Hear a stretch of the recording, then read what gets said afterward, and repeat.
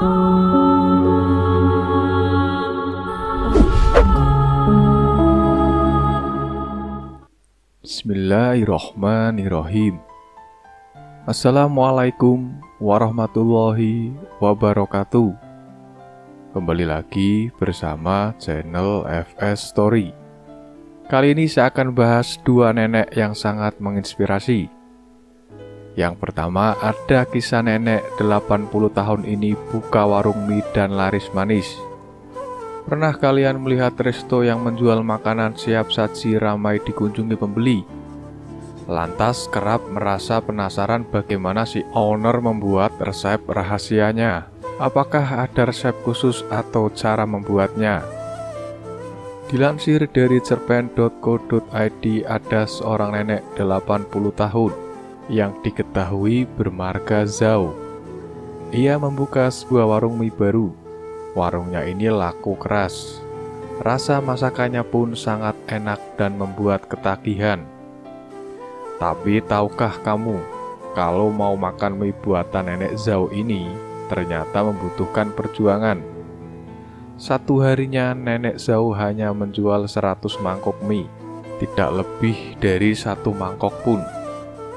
Banyak orang yang kemudian berkomentar, nenek ini sungguh mengesalkan, sengaja menyusahkan konsumen yang ingin membeli mie. Percuma rasanya enak. Kita tidak usah kesini lagi ya.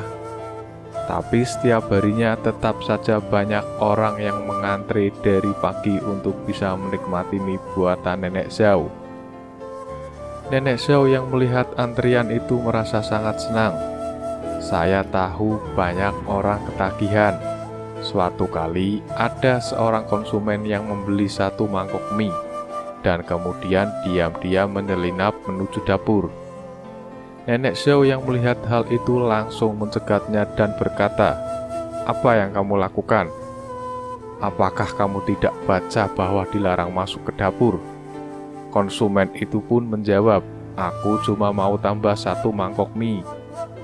Memangnya apa yang disembunyikan di dapur sampai-sampai semua orang tidak boleh melihat ke dalam? Nenek Zhao berkata lagi, "Kamu bicara sembarangan. Restoran mana yang memperbolehkan konsumennya dengan mudah untuk masuk ke dapur? Apalagi di sini. Bagaimana kalau kamu mencuri resep rahasianya?"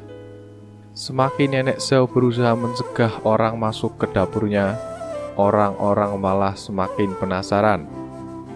Ada yang bilang pernah mendengar suara tangisan seorang wanita dari dalamnya, dan lain-lain. Mereka kemudian membulatkan tekad untuk meluruskan semua kabar yang beredar ini, dan ingin memaksa untuk melihat apa isi dapur nenek Zhao sebenarnya. Mereka lalu mendatangi warung mie nenek Zhao.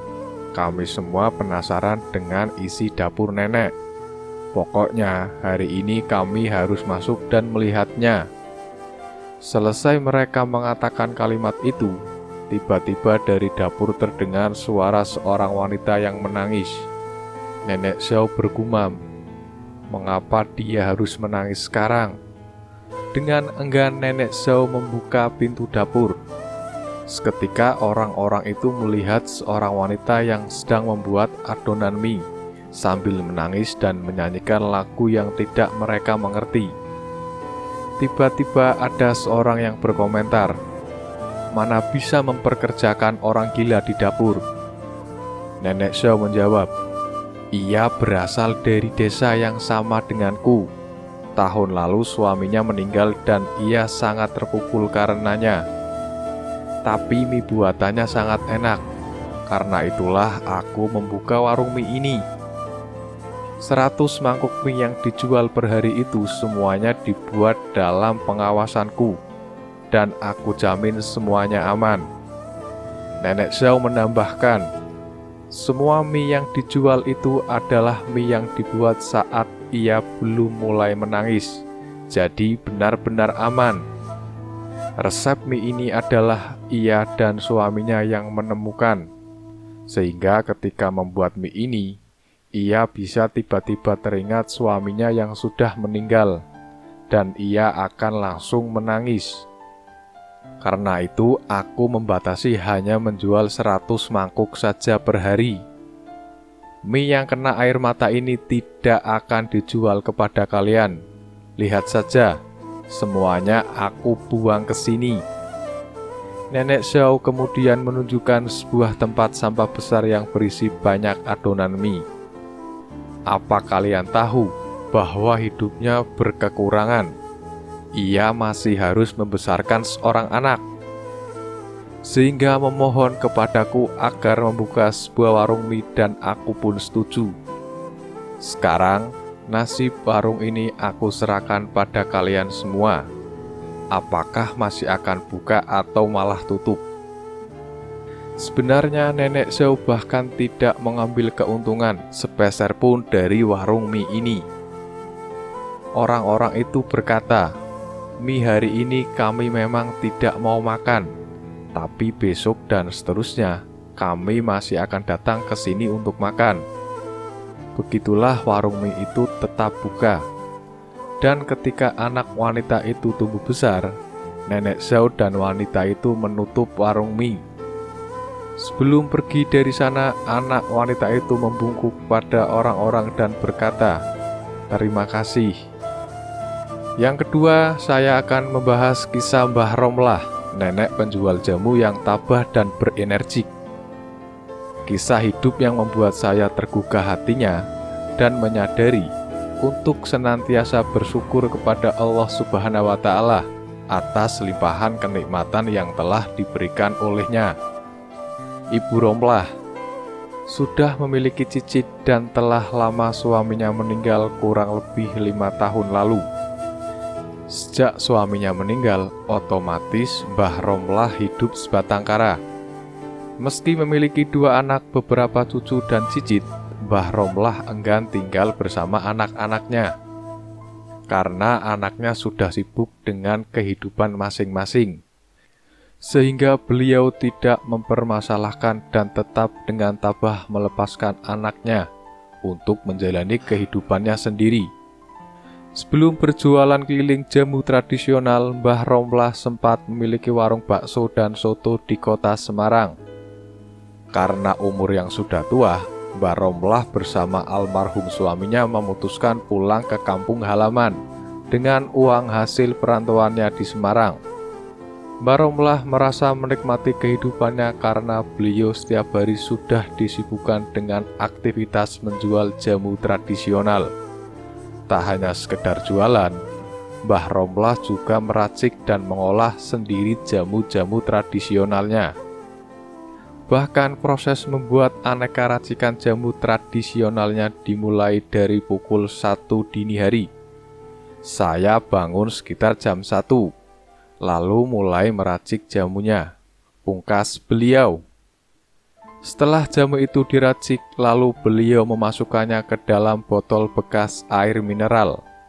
Setelah dimasukkan ke dalam botol air mineral, beliau langsung menata botol jamunya di atas gerobak. Beliau biasanya berangkat menjajakan jamunya pada pukul 7 pagi, dengan mendorong gerobak jamunya ke rute-rute yang telah beliau tentukan sebelumnya.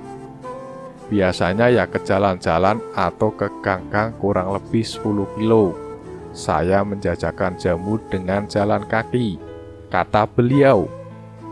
Ketika sudah menjelang zuhur jam 12, Mbah Romlah baru balik dan beristirahat. Kadang beliau masih menjajakannya hingga sore, jika jamu yang dijualnya masih banyak. Penghasilan atau omset beliau menjual jamu ini juga relatif, kadang 25.000 kalau sepi, dan kalau ramai biasanya bisa menyentuh angka 50.000 per hari. Karena usianya yang rentah, terkadang banyak warga yang bersimpati dengan semangatnya. Di usia rentah tapi masih menjual jamu dengan mendorong gerobak.